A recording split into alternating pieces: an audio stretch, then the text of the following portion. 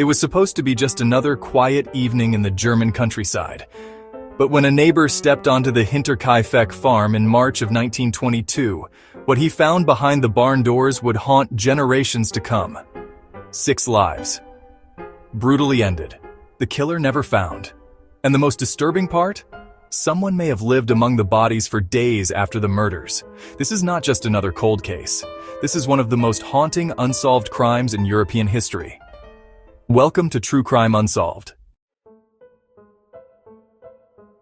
Let's travel back over 100 years, to the snow-covered woods of Bavaria, Germany. Hinterkaifeck wasn't a town.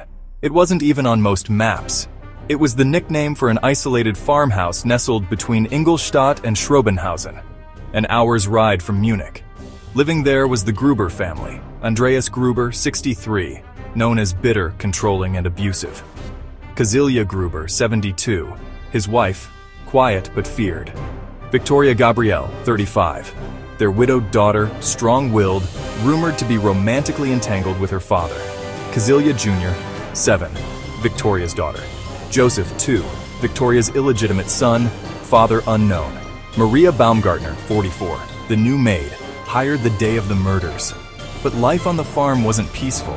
Neighbors gossiped that Andreas and Victoria had been convicted years earlier for incest.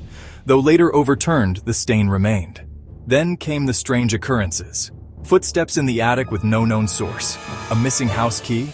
A newspaper from a town they didn't subscribe to. Tracks in the snow from the forest, leading to the farm but not away. And then, silence. On March 31st, 1922, the Gruber family stopped showing up in town. On April 4th, 1922, concerned neighbor Lorenz Schlittenbauer arrived at the farm with 2 others. The mail was piling up. No smoke from the chimney.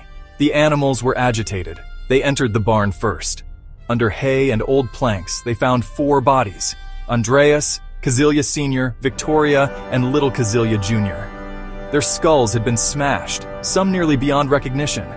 Inside the house, they found Maria, the maid, dead in her bed, and baby Joseph, murdered in his cot, all killed by a mattock, a sharp-edged farm tool like a pickaxe. And yet someone had been living in the house afterward. Meals were missing from the kitchen. The cattle had been fed. Neighbors saw smoke coming from the chimney days after the murders.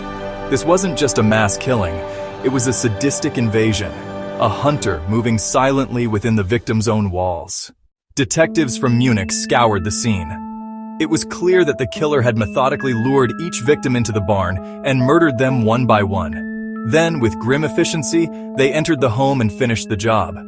Even in 1922, investigators were disturbed by the killer's cold control. Quote from a police report: "The murders were committed with clinical precision. No resistance, no cries heard. It was as though the killer was invisible. The murders were committed with clinical precision. No resistance, no cries heard. It was as though the killer was invisible." Theories ran wild. Was it Lorenz Schlittenbauer? He was the first to find the bodies. Some claimed he acted too familiar with the house. And he may have been Joseph's father. Was it a disgruntled farmhand?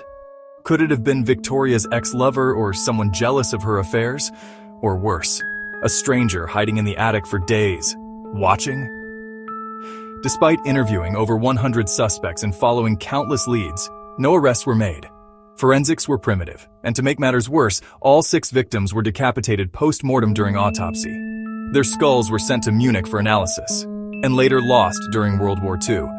To this day, the heads have never been recovered. The Gruber family was buried in a shared grave, a grim monument to a fractured household. The farm was demolished a year later. All that remains is a wooden shrine where the barn once stood, surrounded by forest. In 2007, a group of German police cadets reanalyzed the case using modern profiling techniques. They confidently named a suspect. But out of respect for surviving family, they never released the name publicly. No one will ever truly know what happened at Hinterkaifeck. But theories persist. Incestuous revenge? A jealous lover? A traveler with a taste for blood? Or did the killer simply walk back into the forest, unnoticed, never to kill again? There's something deeply unsettling about a murder with no ending. When a crime is solved, we get closure. We understand the motive, the monster, the aftermath. But the Grubers never got that. Their story ends in whispers and shadows, and for days after their slaughter, someone slept in their beds, fed their animals, and waited in the dark. Sometimes the most terrifying crimes aren't the ones that shock you immediately, they're the ones that never let you go. This is True Crime Unsolved.